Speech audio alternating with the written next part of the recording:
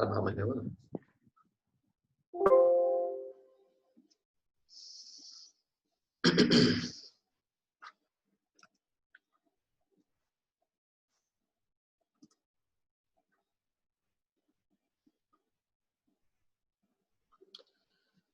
ओम शुक्लांबरधरं विष्णुं शशिवर्णं चतुर्भुजं प्रसन्नवदनं ध्यायेत् सर्वविघ्नोपशान्तये। सरस्वती नमस्तुभ्यं वरदे कामरूपिणि विद्यारंभं करिष्यामि सिद्धिर्भवतु मे सदा।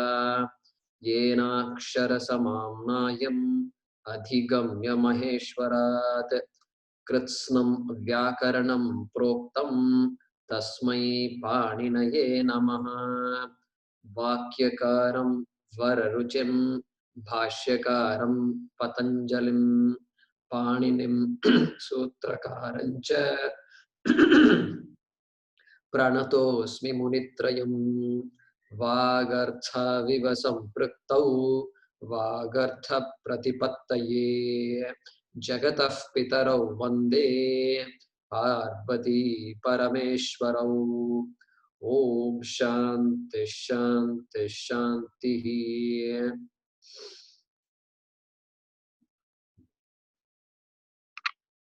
सर्वेभ्यः नमांसि।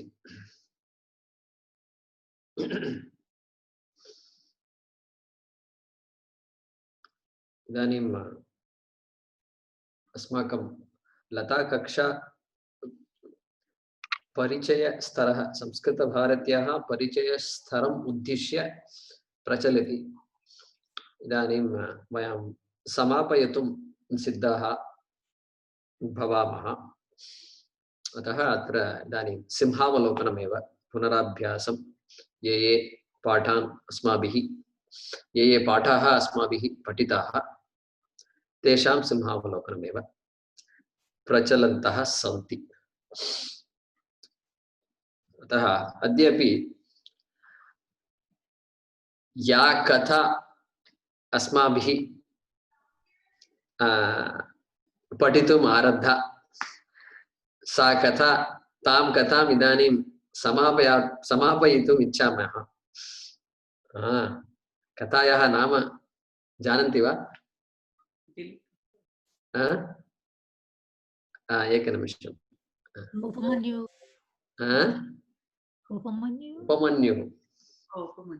कीदृशः उपमन्युः? पीनः उपमन्युः। कीदृशः? पीनः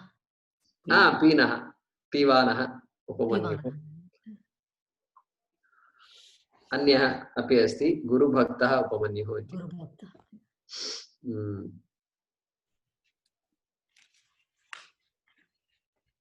अस्तु, तस्यैव अभ्यासं कुर्मः।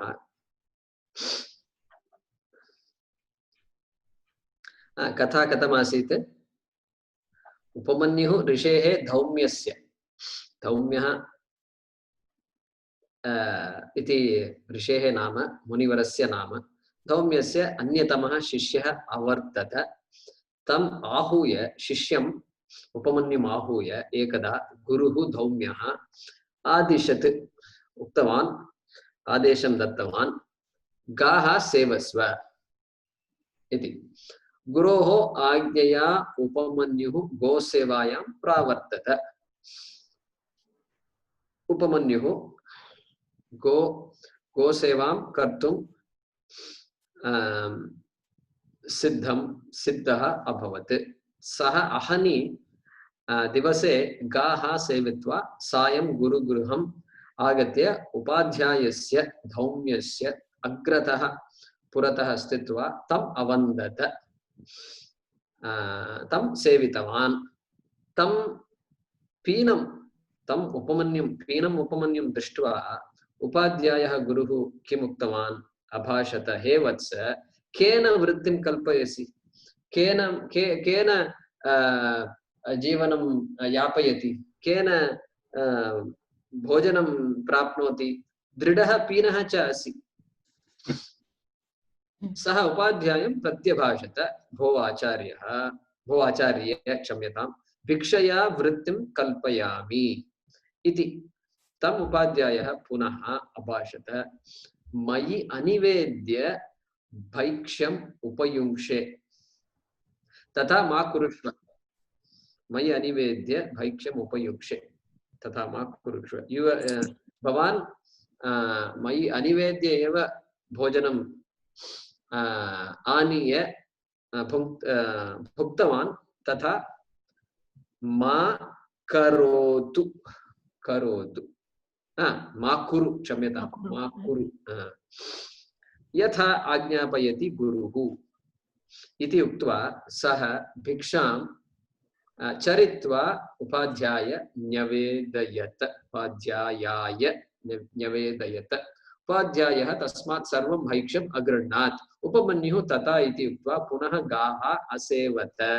अहनि गाः रक्षित्वा निशामुखे गुरुकुलम् आगम्य गुरोः अग्रतः स्थित्वा पुनः तम् अवन्दत। उपाध्यायः धौम्यः तं पुनरपि पीवानम् इत्युक्ते पीनम् एव दृष्ट्वा अपृच्छत्, वत्स उपमन्यो, सम्पूर्णं भिक्षाम् अहं गृह्णामि, केन इदानीं वृत्तिं कल्पयसि?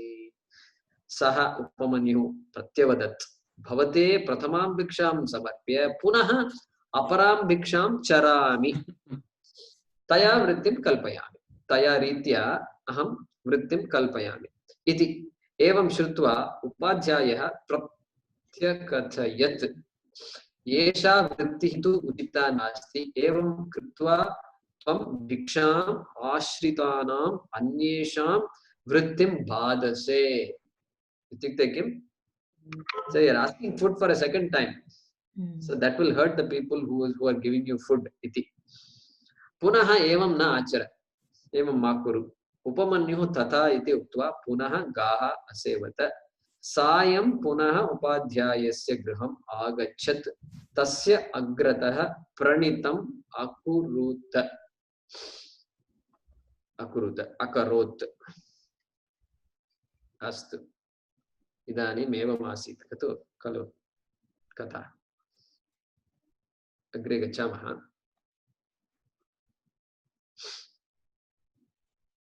चित्रं दृश्यते वा? दृश्यते। श्रूयते किल? नमस्ते जी। नमस्ते। भाग्य आरभस्व। कतिपयेभ्यः दिवसेभ्यः परम् उपाध्यायः तं पुनरपि तथा एव पीनम् आलोक्य अपृच्छत्, वत्स उपमन्यो, अहं तव सर्वं भैक्ष्यं गृह्णामि, अन्यत् अपि भैक्ष्यं न चरसि, कथं पीवरः असि? सन्धिकार्यं करवाणि वा? सम्यक् करोतु। कतिपयेभ्यः दिवसेभ्यः नमो नमः सन्धि। इदानीं सन्धेः नाम वक्तुं न आवश्यकं। कतिपयेभ्यो दिवसेभ्यः परम् उपाध्यायस्तं पुनरपि तथैव पीनम् आलोक्यापृच्छत्, वत्स उपमन्यो, अहं तव सर्वं भैक्ष्यं गृह्णामि, अन्यदपि भैक्ष्यं न चरसि, कथं पीवरोसि? कथं पीवरोसि? सम्यक्। भानु अस्ति वा तत्र? नास्ति। नास्ति वा? कक्षायां के सन्ति? अस्तु।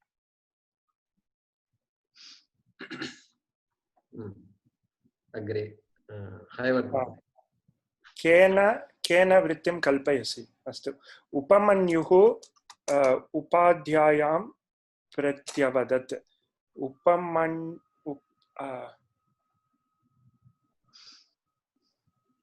उपमन्युरुपाध्यायं प्रत्यवदत् भोः एतासां गवां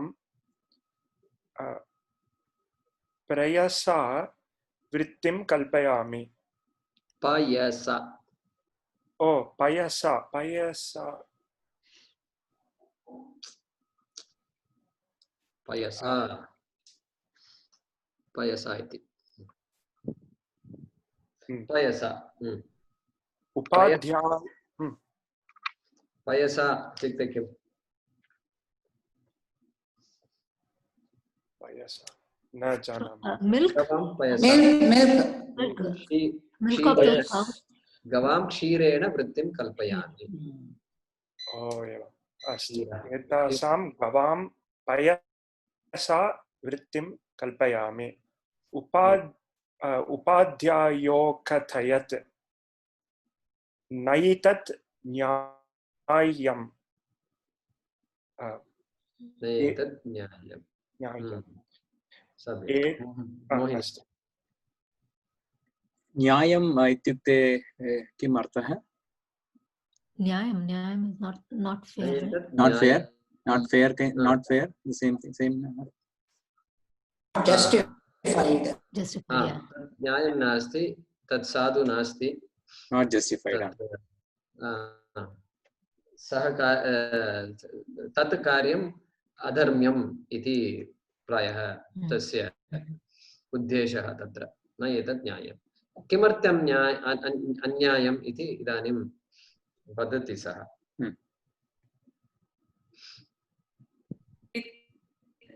एतासां गावां पयोपयुक्तं त्वाम्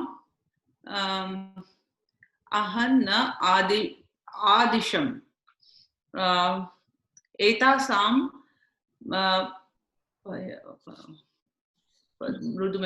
so it would be payo ma upayungshva iti no etasam payo ma upayungshva. What is upayungshva? I don't know. Don't use. Upayungshva iti. But when I make sandhi etasam payo, I already did for that. You want me to do again for that sentence? Etasam gavam payo upayuktam. Gavam. Sorry. Etasam gavam payo upayuktam tvam aham na adisham. उपयोक्तुम् उपयोक्तुं त्वाम् अहं न आदिशम् तत्र सन्धि किमपि भवति वा त्वामहं like more full without the halan त्वामहं नादिशं भवति खलु एतासाम् इति किम् एतासां it is these etat, right? Etasam. So saptami vibhakti, sorry, shashti vibhakti bahuvachanam. Etasam. Gavam, because it is akarant pullinga gavam. Etasam gavam. Strilinga. Sarvani rupani kani? Which one for etat? Etat would be pullinga rupa. Pullinga rupa. Not pullinga, sorry. Strilinga you wanted. Etat dakaranta strilinga shabdaha. Dakarantah? Dakarant. Dakarant. Uttamam. So esha, ete, eshaha, etam, ete, etaha, then etaya, etaya, etesham. Sorry, sorry, etam, etabhyam, etabhihi. Etaya. What did you say? Etaya, etabhyam, etabhihi. Mala. So etayai, sorry, etasmai, एताभ्याम् एताभ्यः then एतायाः एताभ्याम् एतस्यै right? Etasya, right? Not like. एतस्यै एतस्यै एताभ्याम् एताभ्यः एतस्याः एताभ्याम् एताभ्यः एतस्याः एतयोः एतासाम्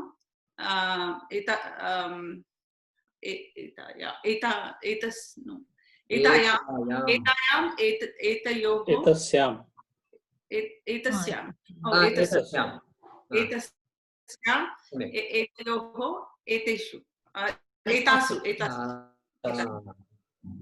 Wow. Good. बहु सम्यक् Is it etasyaha or etayaha? Shashti and Panchami. Is it etasyaha or etayaha? I think it's etayaha, right? Etayah. एतस्याः तस्याः एतस्याः किं पुनः वदतु सन्दीप महोदय तस्याः नाम किम् एतस्याः नाम किम् एतस्याः पुल्लिङ्गे एतस्य स्त्रीलिङ्गे तस्य एतस्य तस्याः एतस्याः एतायाः मास्तु अहं चिन्तयामि रामः रामस्य माला मालायाः मालायाः that's what मालायाः माला शब्दवत् न रूपाणि न भवन्ति आमां दकारान्त दकारान्त अस्ति अत्र दकारान्त स्त्रीलिङ्गं सम्यक् जयकुमार महोदय यदा वयं दोषान् कुर्मः तदा भवान् इति वदति तस्मादेव अस्माकं भीतिः जनयति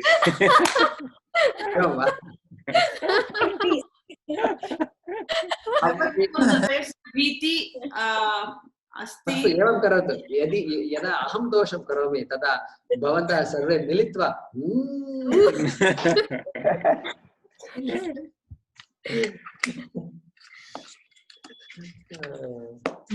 किमर्थम् एवम् इत्युक्ते यदा भवन्तः यदा वयं वेदपाठशालां गच्छामः तत्र अस्माकं गुरुः अस्माकम् आचार्यः वेदान् पाठयति ते सर्वदा एवं वदति इति वदति तदेव अत्र अस्माकं रक्ते तदेव इदानीं वर्तते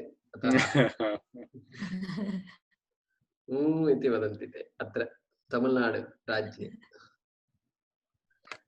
उत्तरभारते किं वदन्ति इति अहं न जानामि शङ्कराभरणं चलचित्रे अपि एकं गानं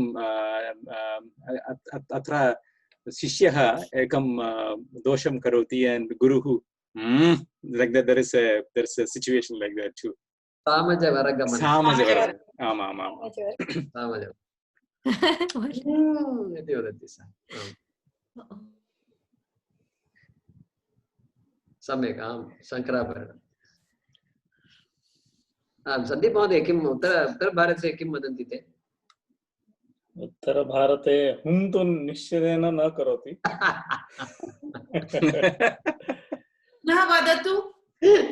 पुनः वदतु you say otherwise इति न वदति बेटा ऐसा नहीं करना चाहिए न तथा न महोदय यदा आचार्यः अस्ति अरे इति वदति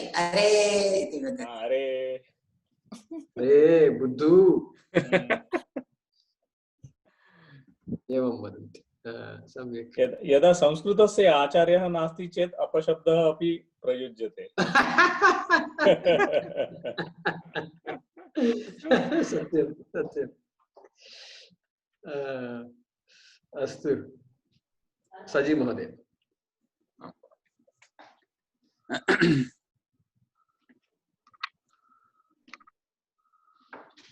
सः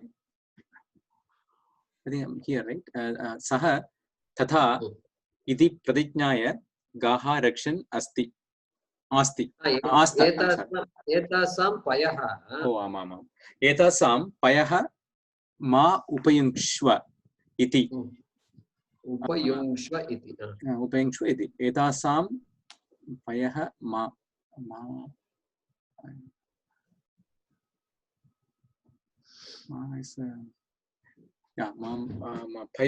पयो मृदुव्यञ्जनम् अस्ति ततः आकारस्य परं पयोमा नमो नमः यस् पयोमा एतासां पयोमा एतासां पयोमा उपयुङ्क्ष्व अत्र आकार गुणागुणेषु सन्ति नो विसर्गः नास्ति अतः मा एंड ओ इति परिवर्तते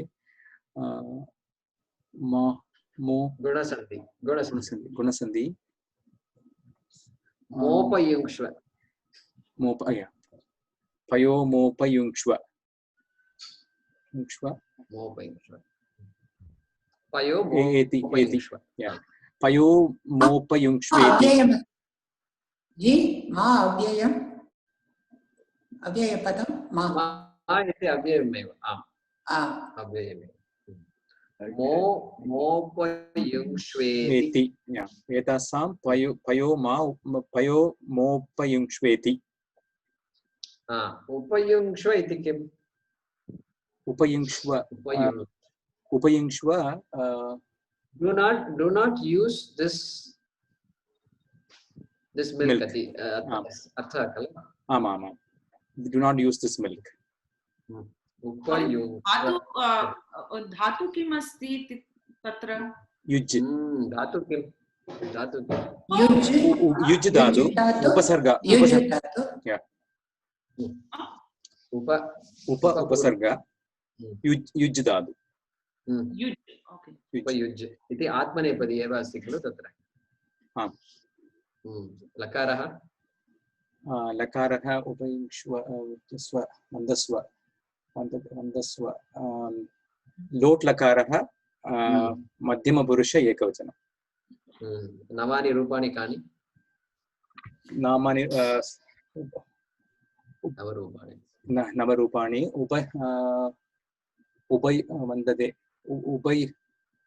वन्दते वन्देते वन्दन्ते वन्दतां वन्देतां वन्दन्तां वन्दस्व वन्देतां वन्दध्वं वन्दै वन्दामहै वन्दामहै इदानीम् उपयुज्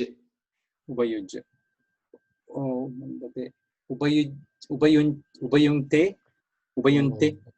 उपयुङ्क्ते सम्यक् उपयुङ्क्ते right उपयुङ्क्ताम् आमाम् उपयुङ्क्ताम् sorry वन्देतां उपयुङ्क्तां वन्दतां वन्देतां वन्दन्तां right वन्दताम् उपयुङ्क्ताम् how do you do the second one युज् इति विशेष धातु सम्यक् वा दोषः अस्ति वा उपयुङ्क्ताम् मास्तु तत्र an exception so it will be different एकनिमिषम् उपयुङ्क्ताम् इति सम्यक् एव उपयुङ्क्तां वा उपयुङ्क्ताम्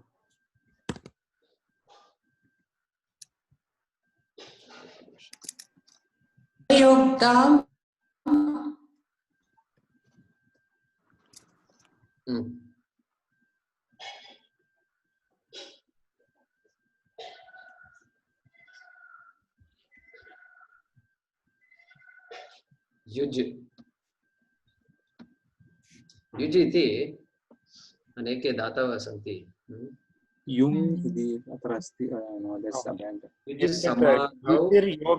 युज् योगे एव युङ्क्ते उभयपदी अस्ति युङ्क्ते इति लकारे लोट् युङ्क्ताम् Oh, it's lot lakarah atmanepadi. युङ्क्ताम् हा, उपयुङ्क्ताम् उभयपदी अस्ति उपयुङ्क्ताम् उपयुञ्जाताम्. Oh, is that right? No, no. Yeah. उपयुञ्जाताम् उपयुञ्जाताम् उपयुञ्जाताम् Yunjatam. युञ्जताम्. Okay. उपयुङ्क्ताम् उपयुञ्जाताम् उपयुञ्जताम्. उपयुङ्क्ष्व उपयुञ्जाताम् उपयुञ्जध्वम्.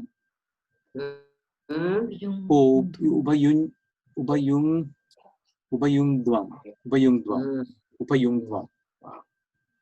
उपयुञ्जै उपयुञ्जावहै उपयुञ्जामहै Yunaja.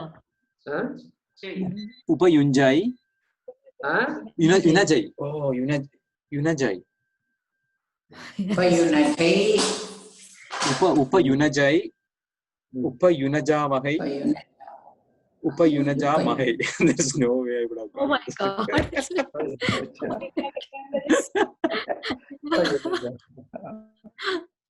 Dude, I can- धातोः गणः किम्? सप्तमे गणे तत्र क्लेशः अस्ति एव रुद् इति रुदादिगणः आम् शे इति धातुः अपि तत्रैव अस्ति इति मन्ये शेते शयाते शयनम् इति शी शयने एवं वा? आम् सप्तमे गणे वा? सप्तमे गणे अस्ति वा शी शयने? इति चिन्तयामि। अस्तु अस्तु सम्यक्। उपयुङ्क्षे उपयुङ्क्ष्व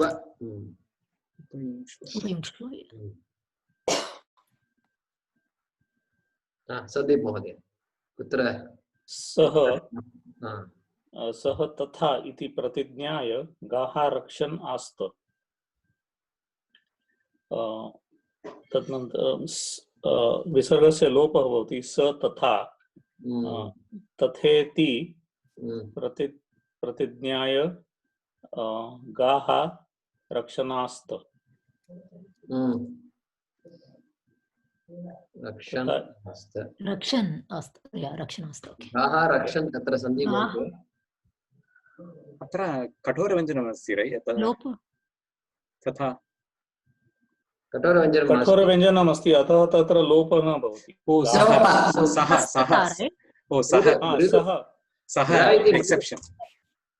सः एषः सः एक्सेप्शन् स तथा राइट देन स तथा नॉट सः गाः रक्षन् तत्र किम्? गाः रक्षन् आस्त। गाः रक्षन् आस्त। I think that's also an exception, right? No? When there is a ra, is there no exception? सः गाः रक्षन् आस्त. There also we drop, right? If it's rakara after the Yes, it is. पूर्ववर्णः दीर्घः भवति यत्र रेफा अस्ति यत्र रेफा अस्ति तत्र पूर्ववर्णस्य दीर्घः भवति। गा रक्षण, right? पश्यामः एकवारं। Yeah, that's all. Ga rakshan, I think. एकवारं पश्यामः।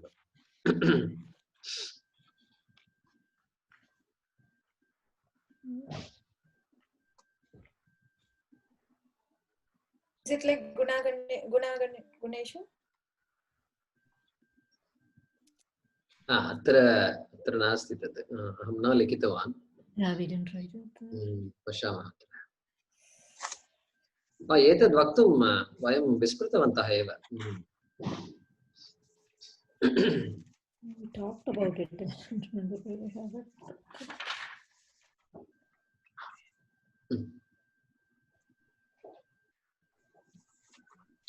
दृश्यते वा अत्र?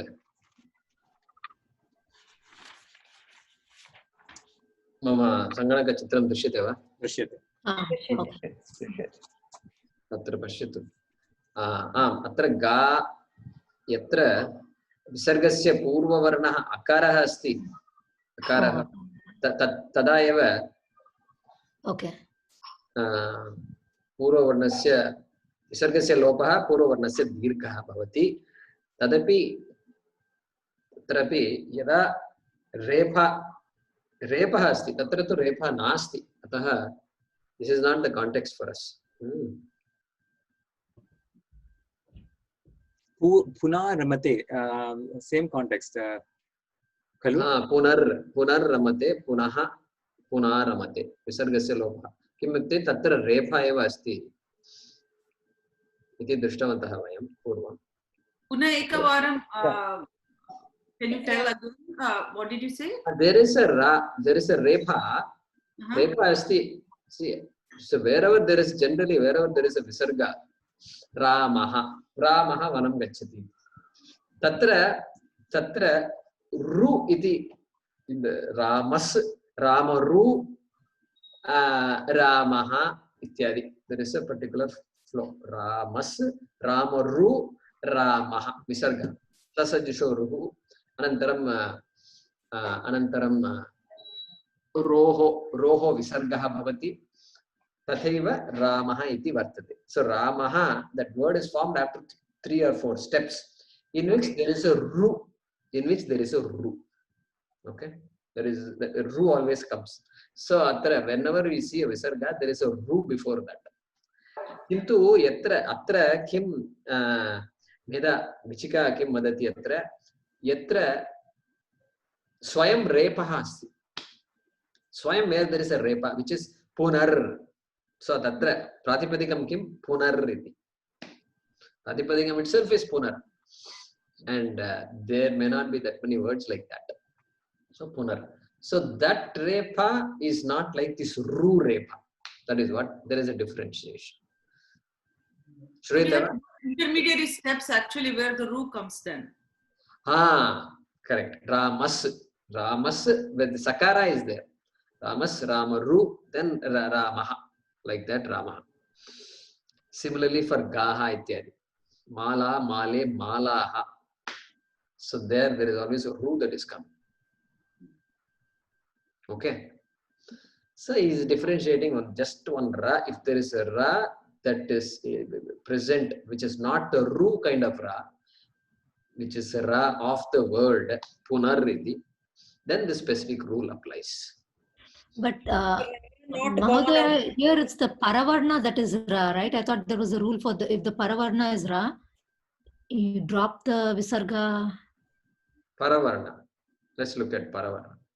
So paravarna ra applies only for this that special case. Ra not born of ru. That is only condition. Okay. Even the last one, right? Das Chirati Raman, not there. So here Lopan Dirgha and Purva an. So atra you have to apply for.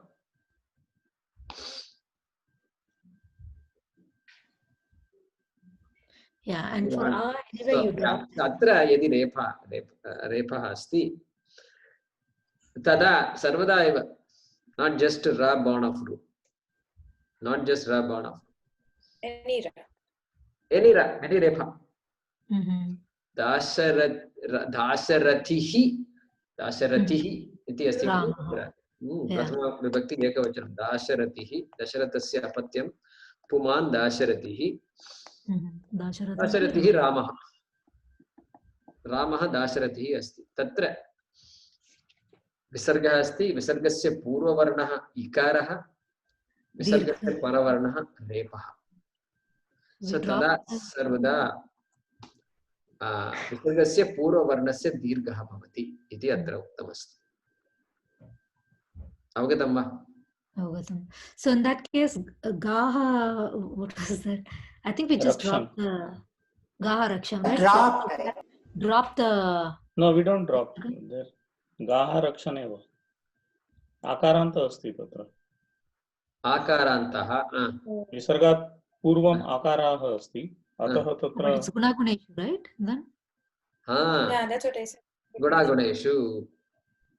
Yeah, even there you drop visarga. Gunaguneshu. गुणागणेषु सन्धि एव वर्तते गाः रक्षन् so garakshan right गा रक्षन्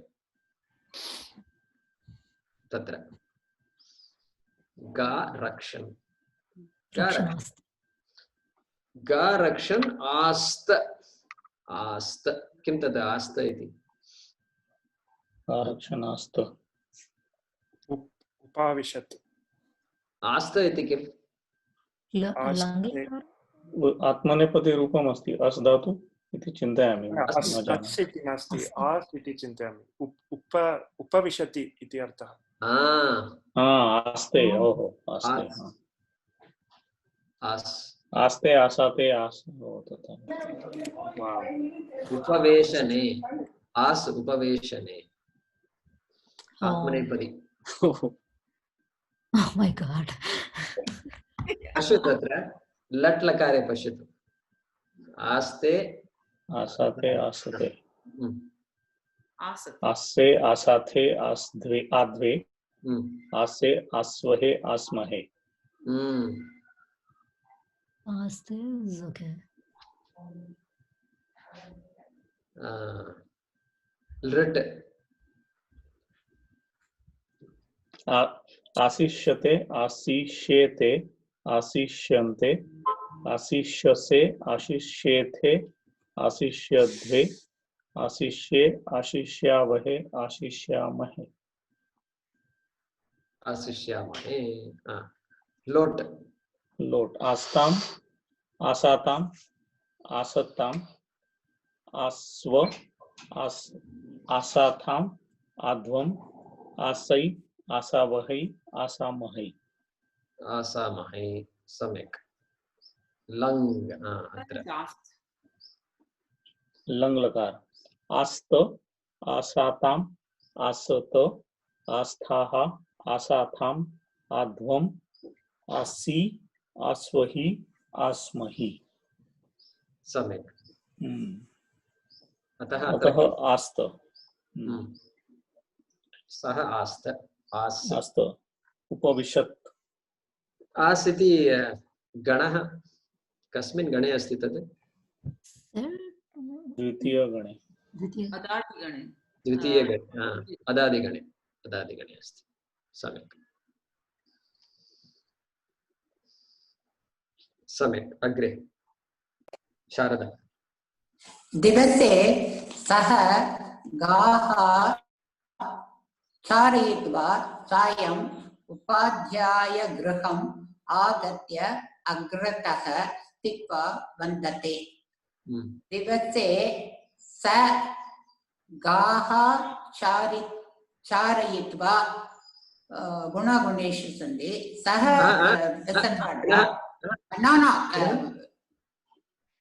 सः ड्राप्ट् गाः च इति मृदुव्यञ्जनं वा च इति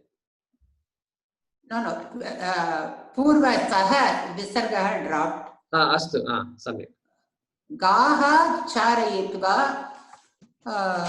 दीर्घः गुणागुणेषु वर्तते विसर्गस्य परवर्णः कः चकार चकार इति मृदु वा कठोरव्यञ्जनं वा कठोर सो सः गा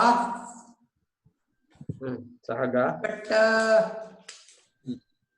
is it not गुणागुणेषु मृदुव्यञ्जनम् इत्युक्ते गुणागुणेषु कठोरव्यञ्जनम् इत्युक्ते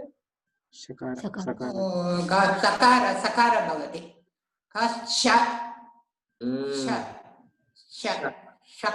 शकार सो गाश्चारयित्वा सायम् उपाध्यायगृहम् आगत्य अग्रतः स्थित्वा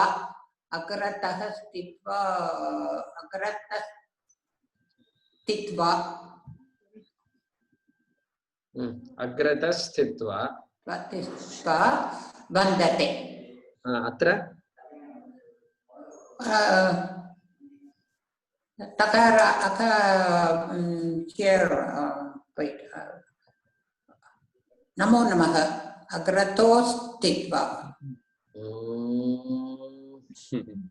कथं नमो नमः सकारः इति किम्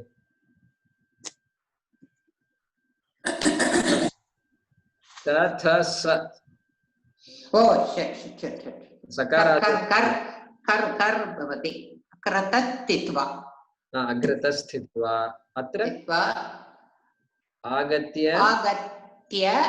आगत्याग्रत सवर्णदीर्घम् आगत्याग्रतस्थित्वा वन्दते वन्दते अस्तु सम्यक् सम्यक् सुनीता भगिनी पुनः उपाध्यायः तं स्थूलम् एव दृष्ट्वा अवदत् वत्स उपमन्यो भक्ष्यं न भुङ्क्षे भैक्ष्यं न भुङ्क्षे न च अन्यत् चरसि पय अपि न पिबसि तथापि पीवरः विद्यसे He's not giving up. पुनः उपाध्यायः Will it be पुनरुपाध्यायः? पुनरुपाध्यायः सम्यक् साधु पुनरुपाध्यायः उपाध्यायः तं लकारस्य तम् उपाध्यायः तम् is कठोरव्यञ्जन right कठोरव्यञ्जन Yes. क च ट त फ तथ स सकारादेशः तम् उपाध्यायस्तं स्थूलम् एव दृष्ट्वा अवदत् नो सन्धि anywhere अत्र दृष्ट्वा अवदत् अनन्तरं वत्स उपमन्यो तत्र सन्धि भवति वा न भवति वा no संस्कृतभाषायां तु एतानि चिह्नानि तु न वर्तन्ते एव खलु Okay. it's like addressing you don't do the sandhi अस्माकं सुलभार्थाय एव तत्र चिह्नानि नो चेत् पुस्तकेषु वत्सोपमन्यो इति एव they will write like that वत्सोपमन्ये Okay. So ye sanskritam likhanti they get very excited so they will if they get over excited they will just join the whole thing and we are not excited at all vatsopamanye manyo vatsopamanye so do you do sandhi there vatsopamanyo yeah of course vatsopamanyo eva vatsopamanye so all these exclamation marks quotations ityadi this is all for people like us in Kali Yuga you know we need all these signs question mark this that there Shankaracharya doesn't put any question mark anywhere nowhere you will see question mark nowhere you will see exclamation Kalidasa look at Kalidasa the way we have written it we put all these marks full stop also sometimes they don't write oh my god no exclamation mark I mean imagine a paragraph with no periods and the sentence keeps on going like a snake sarpah eva te gitum ichanti but anyway sandhi where sandhi should apply it should apply so this exclamation etc are extra so you can assume that sandhi can be made here vatsopamanyo okay Vaikshyam na bhunkshe. Vaikshyam na bhunkshe. Bhunkshe. So tatra upayungshva iti asti khalu. Bhuj iti. Bhuj iti kim? Bhuj dhatoh. Ganah kim? Jiya. Bhuj. Bhuj kalpa अभ्यवहारयोः Kautilya पालना. So that also seventh gana यथा यथा युज् इति वयं दृष्टवन्तः तथैव सप्तमे गणे एव अस्ति भुज् इति. भुज् पालन अभ्यवहारयोः. So पालनयोः शरीर पालनार्थं कार्यं. भैक्ष्यं न भुङ्क्षे. वदतु. भैक्ष्यं न भुङ्क्षे. Is there sandhi between na and bhu? भवती एव वदतु.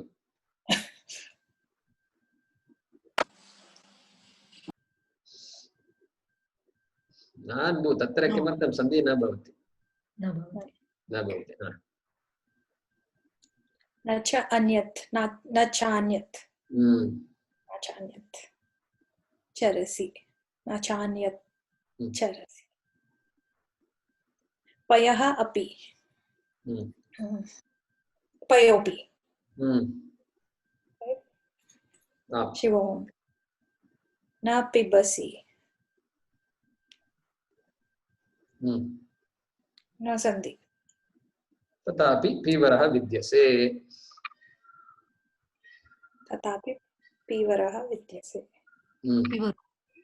पीवरो विद्यसे. पीवरः विद्यसे. पीवरोद्यसे. पीवर. You just drop it, right, Arjuna? पीवर विद्यते. न ड्राप् न. अत्र किं विसर्गस्य अनन्तरं किम्? इ. No, vi, va. अतः नमो नमः. नमो नमः अस्ति वा? विद्यसे. पीवरो विद्यसे. पीवरो विद्यसे. अर्थः वाक्यस्य अर्थः कः?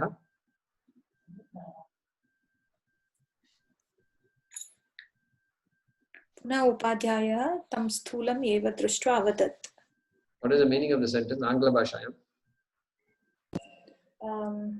The teacher, having seen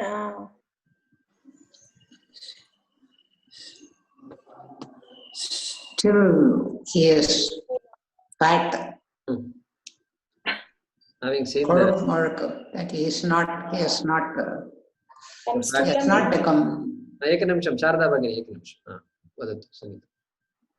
तं स्थूलं means तं स्थूलं तं पीनं तं पीवरं छात्रं दृष्ट्वा that fat or whatever word you want to use for fat.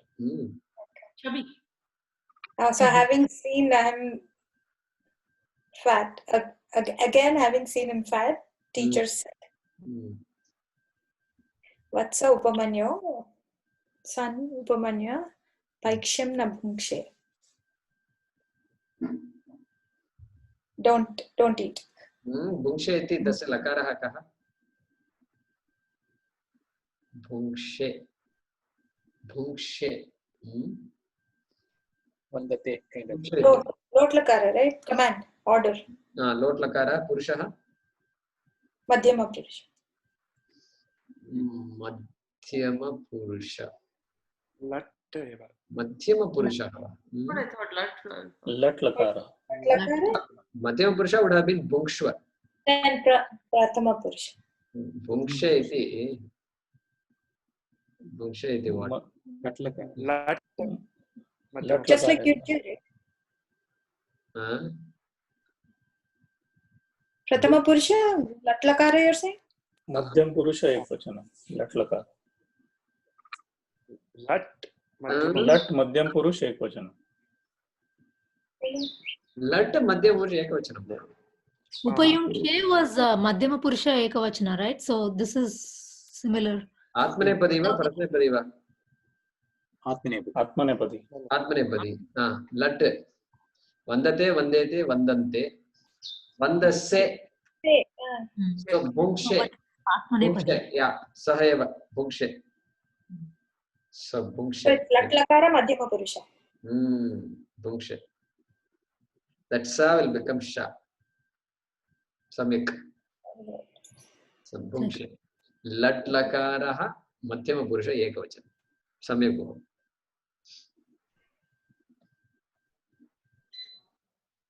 न च अन्यत् चरसि. Don't eat anything else. Paya api na pibasi. Don't Yes, drink. you're not trying for something else. Charasi, you're not going after something else. Grazing. Charasi. Chariti. Pibasi. Don't drink. Tatapi pivaraha vidyase. Pivaraha vidyase. Pivaraha, you said, is Fat. Then also you are chubby and bulky and fat. बहु क्रूरः अस्ति. I will say I'm eating some mangoes or something. Phalam. Sharada Bhagini. Agree. Gachama.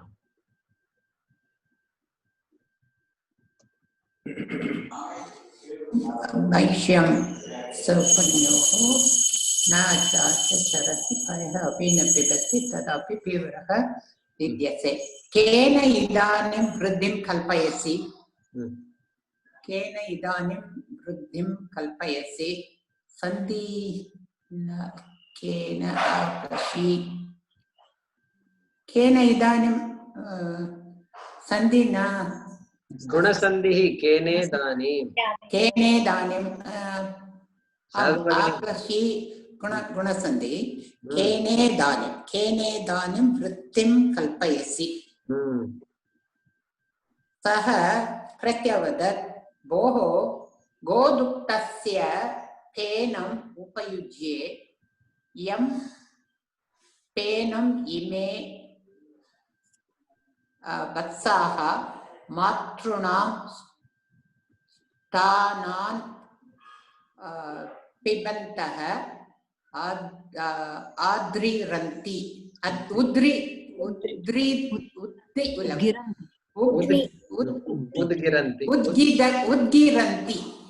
उद्गिरन्ति.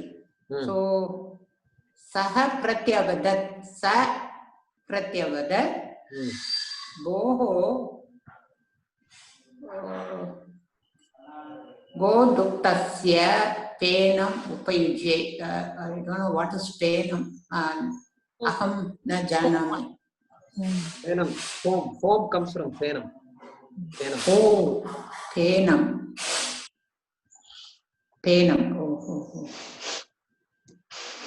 गोदुग्धस्य पेनम्.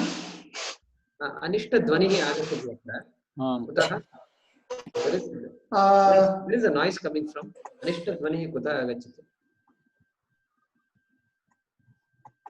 I sit in the locked room only, but from outside I think पुरतः ध्वनिः आगच्छति.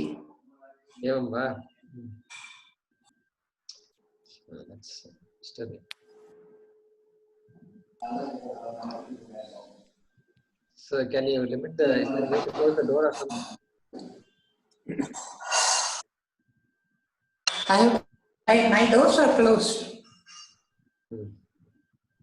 So if the noise is coming, then we have to stop that. Astu, vadatu. भोः गोदुग्धस्य पेनम् उपयुज्य यं पेनम् इमे वत्साः मातॄणां स्तनान् पिबन्तः उद्घरन्ति. So सः प्रत्यवदत् यन्सन्धि. स प्रत्यवदत् भोः गुणे. here भोः इति तत्र सन्धिकार्यं तत्र वर्तते एव. भोः आं वर्तते. रकार भवति. भो इति तत्र. There is no sandhi. तत्र किं? सन्धि रेफादेश, रेफादेशः भवति. There is no visarga. But भोः. It's not boho, it's just bho. भो. भोः वा भो वा? Boho. Boho. Boho. Say bo or bo. Boho. Boho. Boho. द्रष्टव्यं किम् इति भोः वा भो वा सन्दीप महोदय भो एव भोः नास्ति भो नास्ति वा भो एव भोः न तत्र विसर्गः नास्ति सर्ग अस्ति ऐवर् महोदय भोः इति श्रुतम् अस्माभिः पूर्वम् अहम् अपि भोः इति श्रुतवान् परन्तु भो इति तस्मिन्नेव अर्थे अस्ति इति चिन्तयामि अस्तु पश्यामः later on we will look into it भो अत्र भो इति लिखितम् अस्ति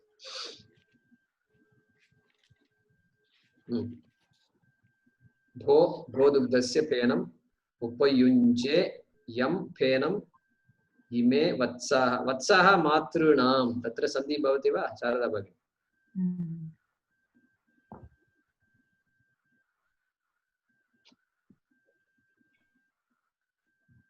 शारदा भगिनी न श्रूयते गुणगुणेषु सन्धि so vatsa matrunaam tanan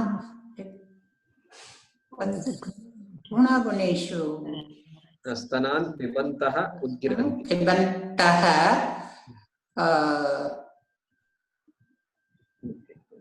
udgaranti udgiranti इत्युक्ते spit vomit इत्यादि spit pibantah udgaranti so that is Arjuna Vacha Sandhi pibanta udgaranti अर्थः वाक्यस्य अर्थः कः so after hearing from this teacher he told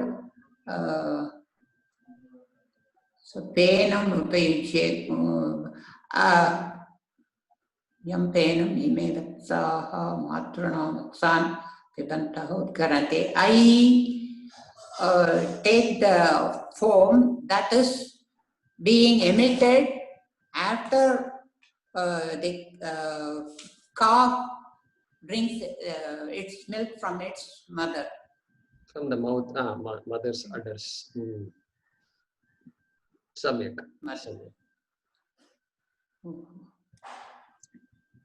Samyak. Agre. तत्र उपत्मानीयः वर्तते वा the first one saf pratyavadad or no because it's saha saha iti asti खलु तत्र sa pratyavadad right उपत्मानीयः अस्ति वा न वा पश्यामः sa pratyavadad right because it's saha उपत्मानीयः पश्यतु नास्ति खलु नास्ति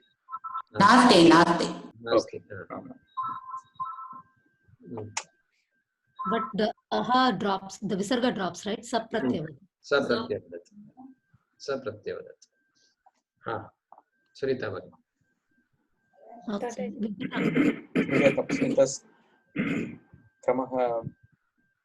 I just did it. Sharada did it. Before Sharda Bhagini, Sunita did it. So. You could have done one for the team, Sunita. Thank you, Moini. Help us. Venkatraman Mahoday. That Shrutva Upadhyayah Pratyabhashata Yete Gunavantah Vatsaha Swatartam Prabhutadaram Penam Udkiranti Tat Shrutva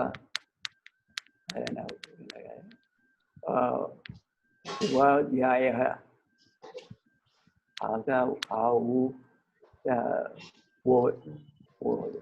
Tat Shrutva Upadhyayah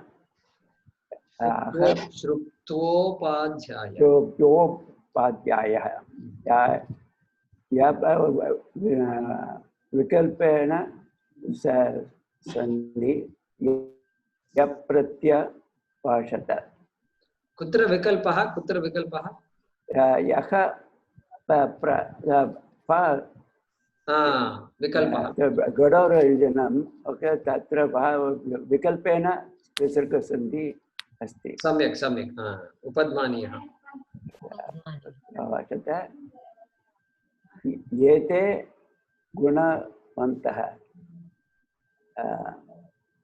एते गुणवन्तः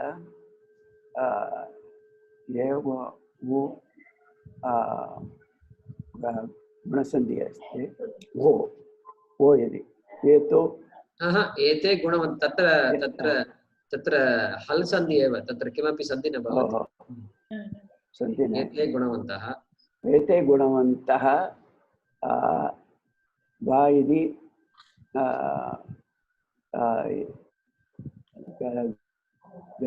मध्यमञ्जनं सः लोपः सन्ति पन्त वत्साः नमो नमः नमो नमः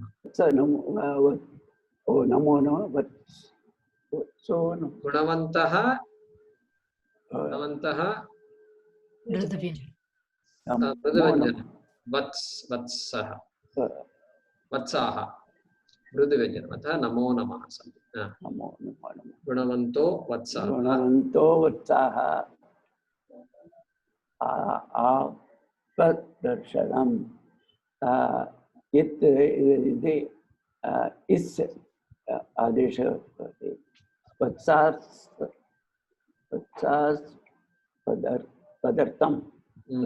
पदर्थं सम्यक् प्रभूततरं उद्गिरन्ति पेनं सन्धि नास्ति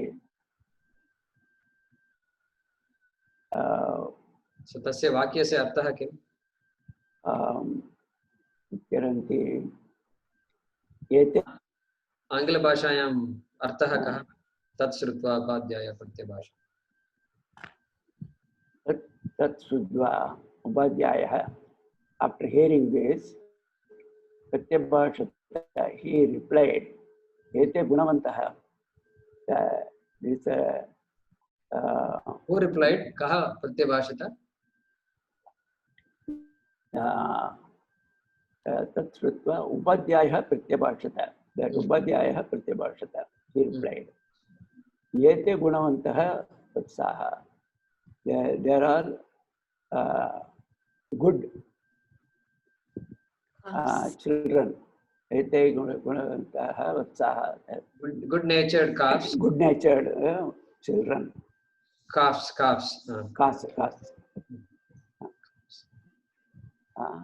तदर्थं प्रभूततरं पेनं because of that you have become very fat प्रभूततरं पेनं उद्गिरन्ति so they have given you good amount of foam very food प्रभूततरं is good amount प्रभूततरं that is good, very too much fantastic very noteworthy very healthy depends on what he's saying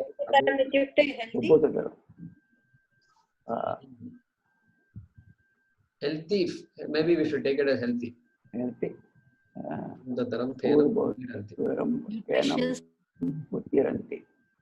किं भाग्य किं वदति भवती No, I was just saying Prabhutadaram is nutritious, right? Nutritious, correct. सम्यक् भाग्य भवती एव वदतु अग्रे अत्र एकः प्रश्नः महोदय गतकक्ष्यायां taram like prabhutataram like we had a word with taram at the end and we were like looking over remember like in our last class what is this we wanted to ask we want to ask Jaykumar ji also I think I forgot what the word was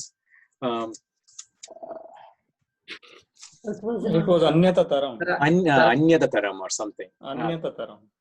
That is an exception, but tarap iti pratyaya. Tarap.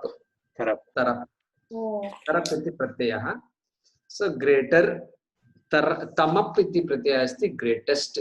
This est iti asti kalu. Er and est. Oh, ama. Okay. What is it? Tamap. Gunataram, gunatamam. Okay. Mahattaram, mahattamam. Oh, Mahat, mahattaram, mahattamam. Great, greater, greatest. got it. Taram is greater, taram is greatest. Laghu, laghutaram, laghutamam. Small, smaller, smallest.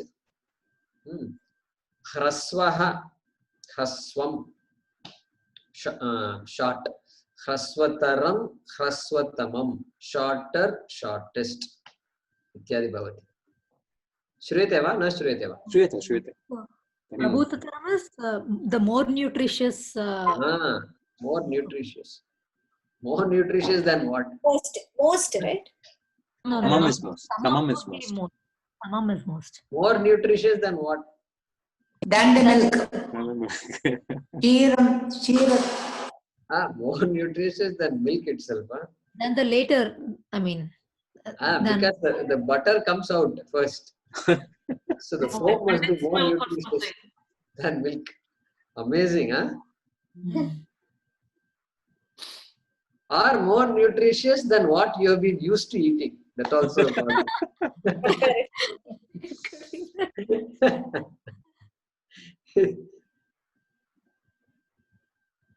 Astu. वदतु भाग्य धन्यवादः. एवम् एतेषां वत्सानां वृत्तिं बाधसे. एवम् एतेषां वत्सानां वृत्तिं बाधसे. There is no. So like this, it hurts them, the calves, right? Atah bhavan phenam api patum na arhati. Ato bhavan. Namo namaha, right? Ato bhavan phenam, there is no sandhi there. Bhavan phenam api patum narhati. Narhati. So ought not to drink even that foam. Narhati. Samyak. Agree. Let's try to finish it today.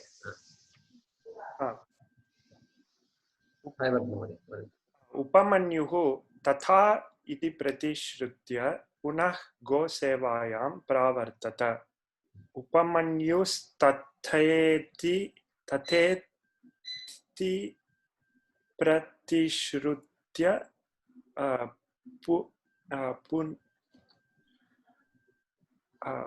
punargosevayam pravartata. Evam prakarena pratishiddha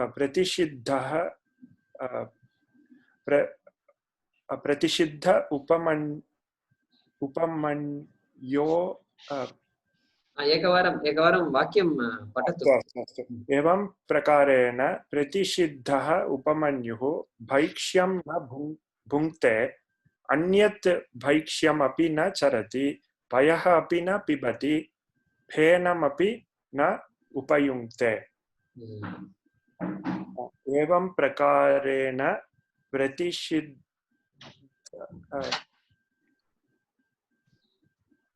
प्रतिषिद्ध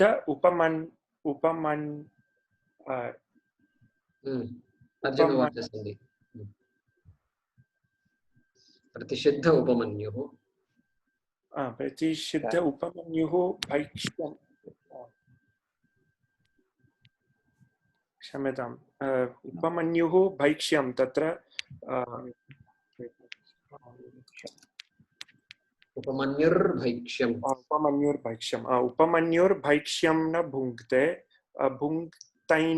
भुङ्क्ते अन्यत् भुङ्क्तैन्यत् भैक्ष्यमपि न चरति. भुङ्क्तैन्यत् वा? भुङ्क्ते अन्यत् भुङ्क्तेन्यत् पूर्वरूप सन्धिः. भुङ्क्तेन्यत् भैक्ष्यमपि न चरति पयोऽपि न पिबति फेनमपि नोपयुङ्क्ते नोपयुङ्क्ते गुणसम्यक् सम्यक् सम्यक् मोहिनी भवति सः कदाचित् Pratishidha means sorry, Pratishidha means forbidden or something. The correct. The Upamanyu who was forbidden from so many things. Evam prakarena Pratishidha. Who was forbidden from doing in this manner. In this manner, forbidden from having food. सः कदाचित् क्षुधार्तः अरण्ये अर्कपत्राणि अभक्षत्. सः कदाचित् would be स कदाचित् क्षुधार्तः. What is क्षुधार्तः? क्षुधार्तः इत्युक्ते बुभुक्षितः, hungry. Hungry, okay. स क्षुधार्तः अरण्ये. And so would be like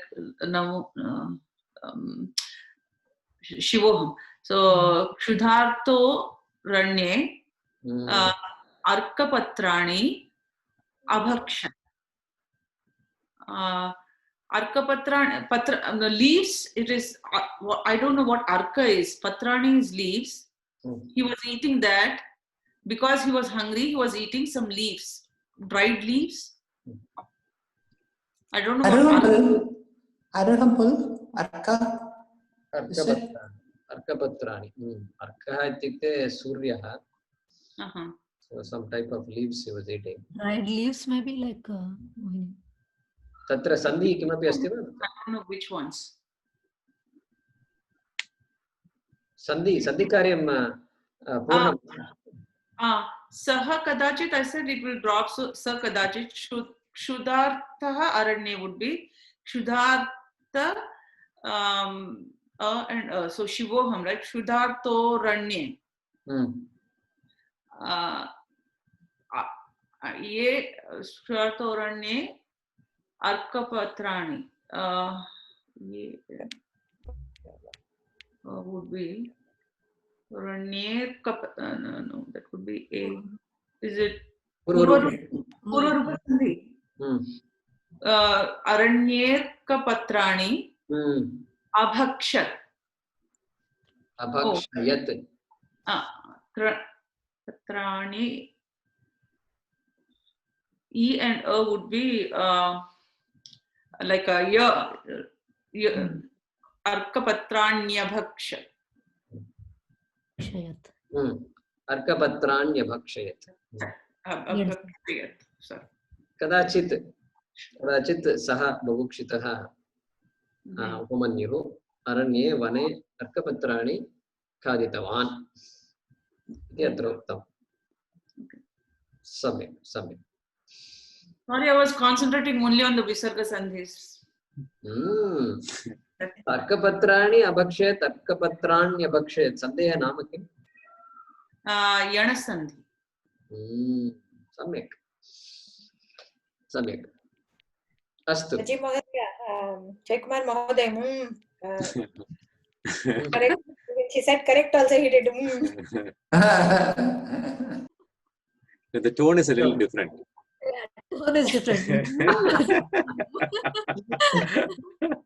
This is like encouraging. This is an encouraging. That is like a Varana.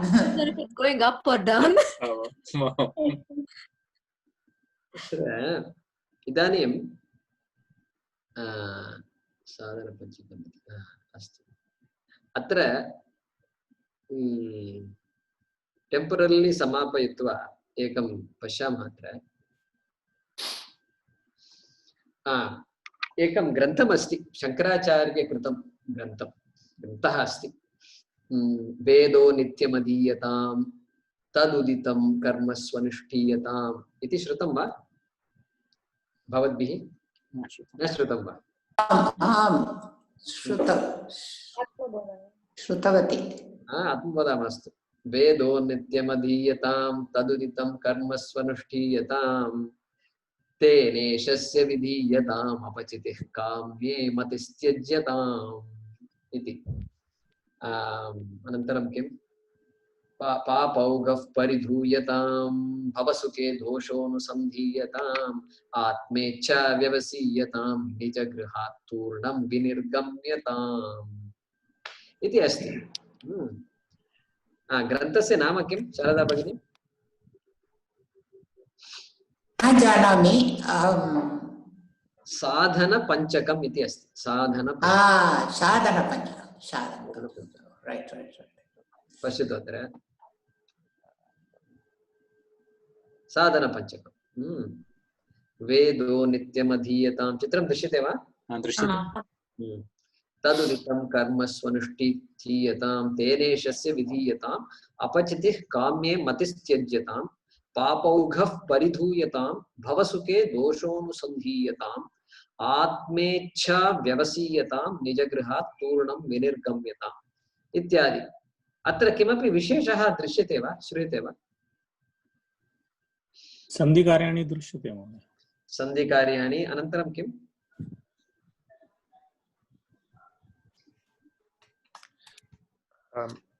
लोट्लकार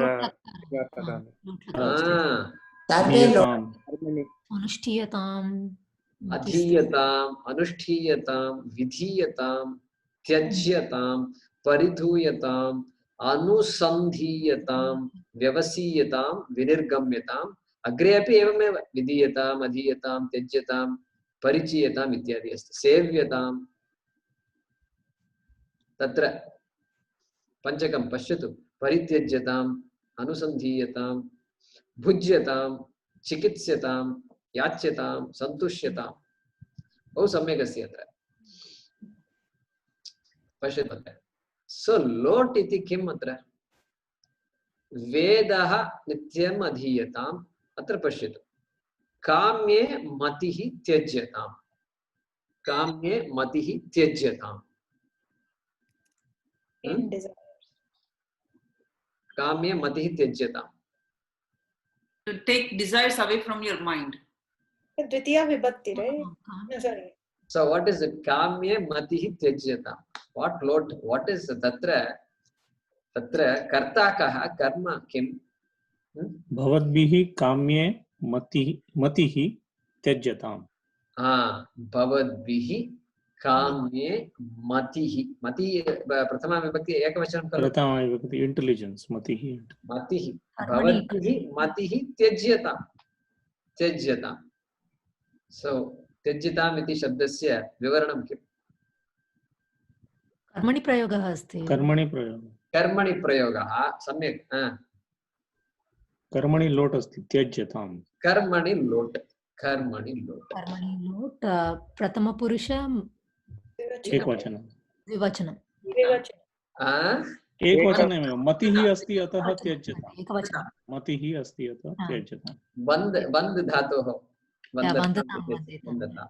अत्र त्यज्यतां यक् अस्ति खलु? कर्मणि यक् प्रत्ययस्य नाम यक् इति। यक्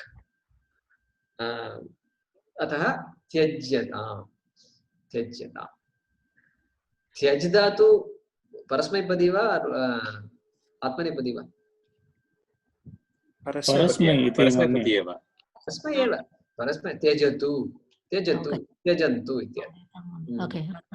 किन्तु कर्मणि प्रयोगे सर्वदा आत्मनेपदी रूपाणि एव वर्तन्ते। अतः मतिः त्यज्यताम्। केन त्यज्यताम्? कैः त्यज्यताम्? काम्ये मतिः। कैः त्यज्यताम्? भवद्भिः त्यज्यताम्। युष्माभिः त्यज्यताम्। युष्माभिः त्यज्यताम्। पश्यतु तत्र पश्यतु। वेदो नित्यमधीयताम्। तत्रापि वेदः अस्ति खलु? वेदः प्रथमपुरुषः प्रथमा विभक्तिः एकवचनं। वेदः अधीयताम्।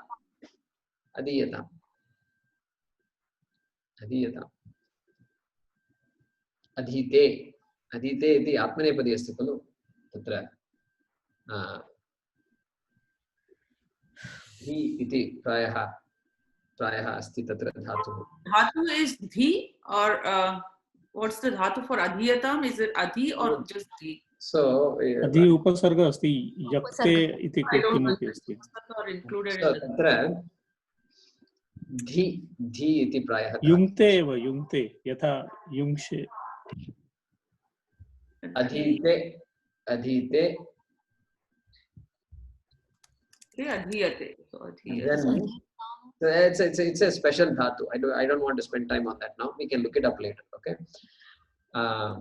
Adhiyatam, but we know adhiyatam is lot. Karmani lot.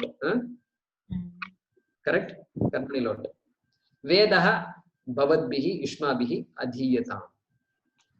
Vedo nityam adhiyatam.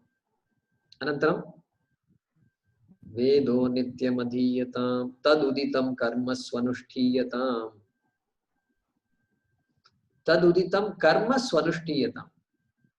कर्मः वेदे यद् उदितं कर्म अस्ति तत् कर्म स्वनुष्ठीयताम्.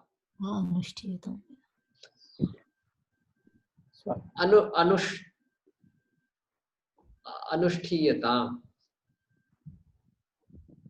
अनुतिष्ठति अनुतिष्ठति. परस्मैपदी अस्ति खलु. अनुतिष्ठति अनुतिष्ठतु इति लोट् लकारे अनुतिष्ठतु अस्ति खलु. अनुतिष्ठतु गच्छतु तिष्ठतु अनुतिष्ठतु तदेव अत्र अत्र कर्मणि लोट्.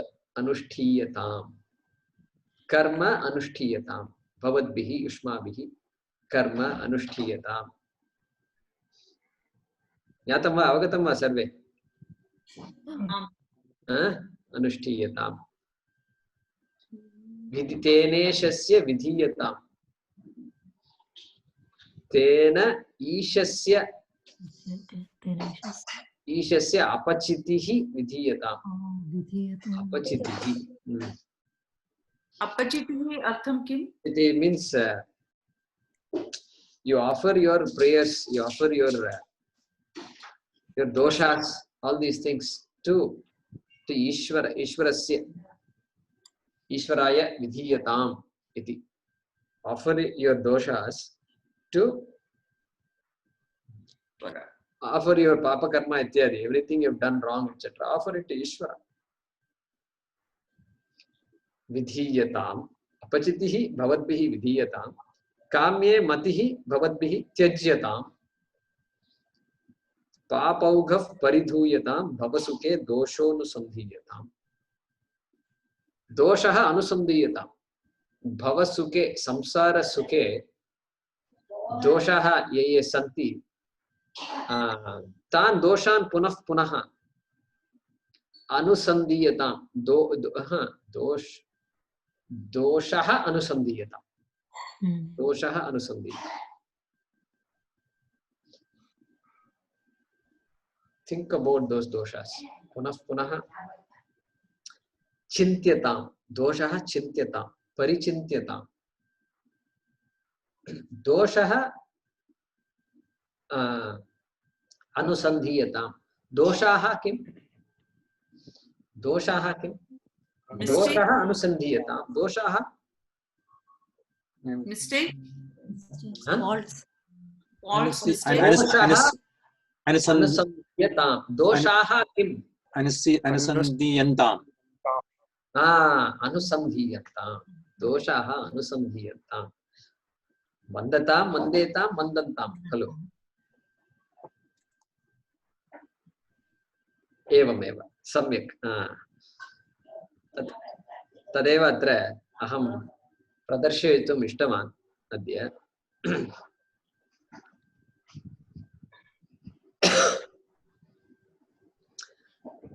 आत्मेच्छा व्यवसीयता.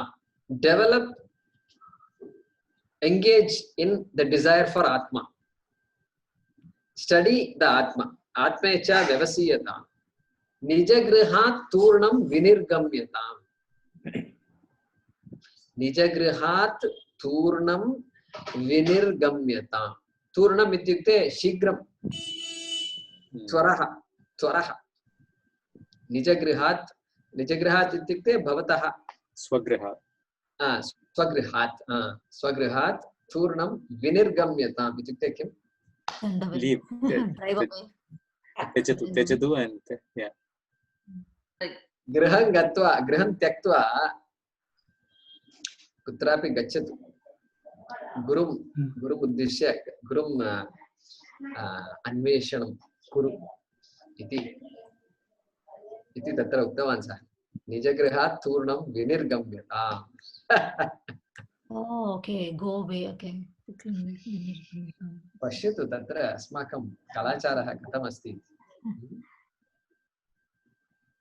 कथमहं संस्कृतं पठामि अहं गृहं त्यजामि चेत्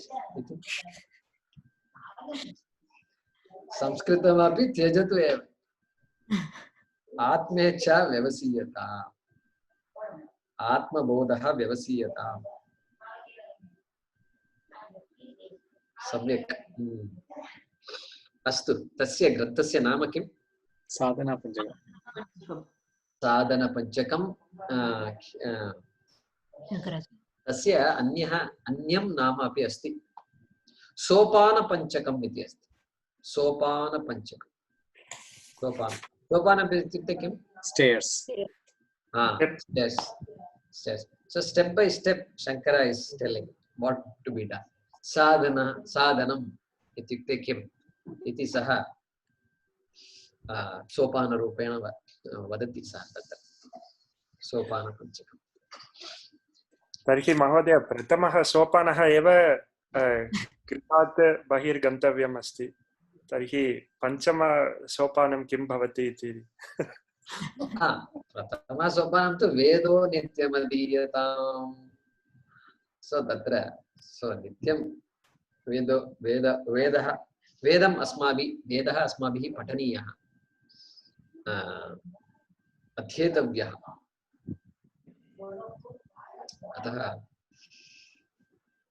तस्य वेदेषु so much sanctity to the Vedas वेदो नित्यम् अधीयताम् तत्र तैत्तिरीय उपनिषदि अपि अस्ति खलु किमस्ति स्वाध्याय प्रवचनाभ्यां न प्रमदितव्यम् इत्यादि अस्ति खलु मातृदेवो भव पितृदेवो भव स्वाध्याय प्रवचनाभ्यां न प्रमदितव्यम् maybe not be indifferent to swadhyaya and pravachana also you must study and you must teach also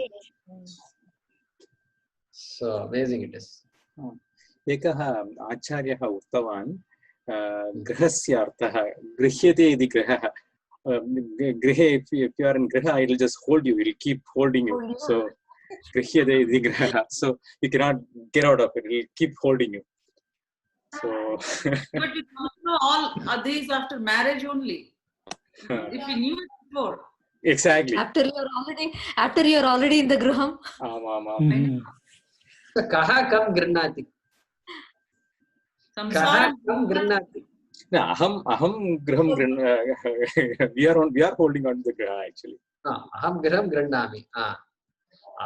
grinami va griham tvam grinati va tvam grinati va both we can't leave now even if we want to leave we are like sannyasi almost we want to leave but we can't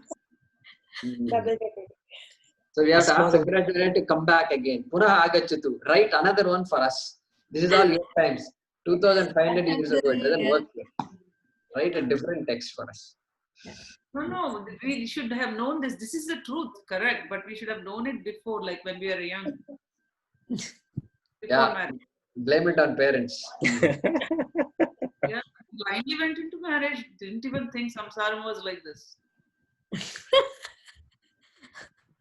अस्तु समापयामः वा समयः कः तत्र नासिक नगरे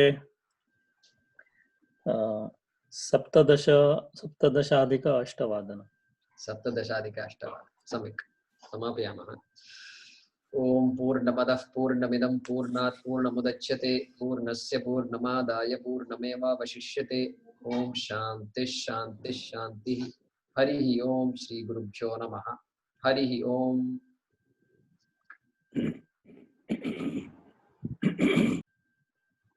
अस्तु। धन्यवादः।